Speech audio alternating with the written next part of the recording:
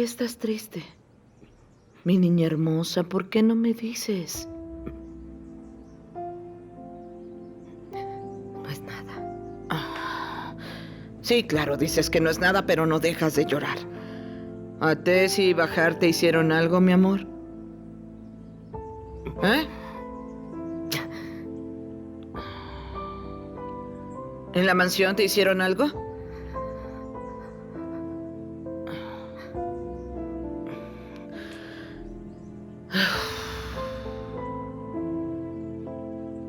De niña.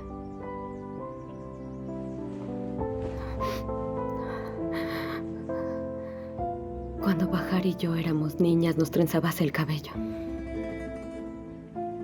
¿Qué te hizo pensar en eso, hija?